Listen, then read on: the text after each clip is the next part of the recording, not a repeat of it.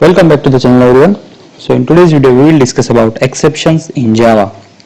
So what is exception and how can we handle that exceptions, we will cover in this video. So let's begin. First of all, what is exception? So it is a problem that occurs during execution of program at runtime. Now when it occurs, it affects the flow of the program and program terminates abnormally. So we have to handle these exceptions to maintain the flow of the program. Okay, so if you can see here, as you can see here, we have the hierarchy of exceptions. First of all, as you can see here, we have object class. So this object class is super class for all of the rest of the classes. Then comes throwable class. So this throwable class is super class for two classes. One is exception and second is error. First see exception class. So basically we have two types of exceptions. First is checked exception and second is unchecked exception. So these are the example, some of the example of checked exception, which is IO exception and SQL, and unchecked is null pointer exception and number format exception. As I told you, these are some examples. Basically there are so many exceptions, you can just check it and go through it. Here I am focusing on the concept, because if concept is clear in your mind, then you can try rest of exceptions on your own. So the second class is error class here. So basically we have three types of error: stack overflow error, virtual machine error, and out of memory error. So this is the hierarchy of exceptions. Next, these are the important keywords in exception. We have 5 important keywords in exception. Let's see one by one. First is try keyword. So this is the block where we can write the code or logic which may generate an exception. Okay. Second is catch keyword. So this is the block where we can handle our exceptions. Third is finally block. So this block is executed irrespective of exceptions occurs or not. Okay. Then throw keyword, it is used to throw an exception, and then comes to the throws keyword. So it is used to declare exceptions. It specifies that there may occur an exception in the method, and it always used with method signature. So these are the 5 keywords. So let me show you now how can we use these keywords in our program. So as you can see, I have a class exception demo and the main method. So now let me take one variable here, integer variable, and the value of variable is 5, say for example. Okay, now let's take another variable type of double here, and name is answer equals to, now that I write I divided by 0. Now as we all know that we cannot divide any number by 0, so it will throw an exception. Let's see. Let me run this program. Okay, so as you can see here, it throws an exception here. Okay, so it says arithmetic exception and divide by 0 is the exception. Okay, so we cannot divide any number by 0. So as we know now that these statements throw an exception, so we can use try block here.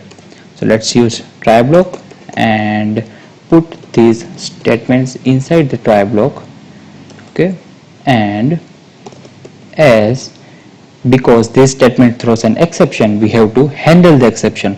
So how can we handle the exception? We can use the catch block. So write catch here, and then within the brackets we have to specify exception and the object of exception class. Okay, this is basically our exception class and this is the object of the class, and within this block we can specify anything. Just say for example I want to print a message here, so within this I will print E. So what it will do, it will print the type of exception because we are printing the object here. So this object will print the type of exception. So let me run this program now. So as you can see, it only prints the type of exception, which is arithmetic exception here, and divide by 0. Okay, so this is how we can handle the exception. Okay, so instead of writing an object, we can specify our own message also. For example, I can write you cannot divide number by 0. Okay, so if I write this message and if I run the program, as you can see, it shows our message which says you cannot divide a number by 0. So you can specify your own message also. And the third keyword, which is finally. So basically finally and finally block, let's write something here. let's say print line, and I want to write this is finally block. Okay, so basically what finally block does, that finally block is gets executed irrespective of exception generates or not.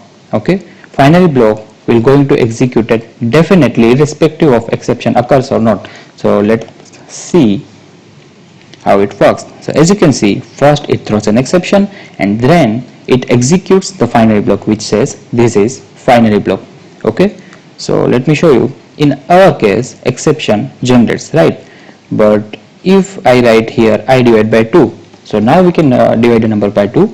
Okay, so if I run this program now, it will not throw an exception. As you can see, it is not throwing an exception, but it is executing this finally block which says this is finally block. So this is the use of finally block. You can put important code in this finally block which you want to execute it irrespective of exception occurs or not. So let's make it 0 here because we want to generate an exception here. So this is all about exception. Let me again run this and see it works perfectly. Yes, first it throw an exception and then finally block. So this is how you can use the, or you can handle the exceptions. Okay, so this is all for today's video. Now there are two keywords remaining, which is throw and throws, that will be covered in my next video. So if you have any doubts in today's video, you can ask me in the comment section below, and if you do like the video, hit the like button and please subscribe to our channel. Stay tuned. Thank you.